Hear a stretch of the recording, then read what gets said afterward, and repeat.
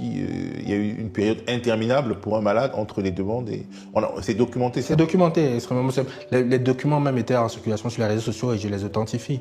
Les requêtes de ses avocats, la contre-signature où ils se sont empressés de lui remettre subitement ces dispositifs médicaux qui jusque-là ils estimaient non nécessaires parce qu'il était, entre guillemets, très bien pris en charge. Ils ont estimé ces dispositifs non nécessaires et ils l'ont dit, ils l'ont verbalisé? Alors, il faudrait que je retrouve les déclarations officielles. En tout cas, ils ne les ont pas données. 3 jours avant sa mort, on était déjà à plus d'1 mois environ de sa détention. Ils avaient refusé de les donner, ils se trouvaient à Douala. Voilà. Donc, ils avaient appelé une semaine avant de manière précipitée. Je pense avoir fait une sortie sur le sujet. Son épouse pour essayer de les lui remettre manu militari un samedi matin à Douala, à la brigade de Besséké.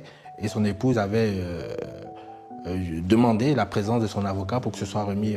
Voilà, ils avaient justement aussi brutalement interrompu la communication sur le fait et ils sont revenus comme par hasard. Les dispositifs médicaux dont on parle sont réapparus à Yaoundé 3 ou 4 jours après.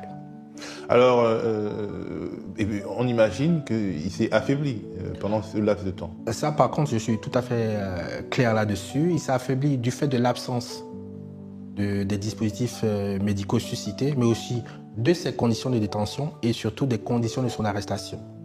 J'aime à rappeler que une de mes premières sorties publiques, c'était 3 jours avant sa mort, dans une intervention qu'on avait intitulée « Mort clinique programmée » où avec un médecin connu, nous décortiquions comment au bout de 3 semaines, 1 mois, on pouvait obtenir la mort lente et donc programmée d'un individu.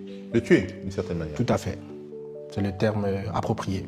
Vous diriez que votre père a été tué? Je le dis clairement, mon père a été tué et je dis qu'il a été assassiné. C'était volontaire.